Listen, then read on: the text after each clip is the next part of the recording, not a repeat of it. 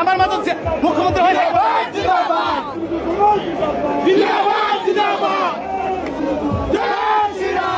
ভারত মাতা কি, ভারত মাতা কি।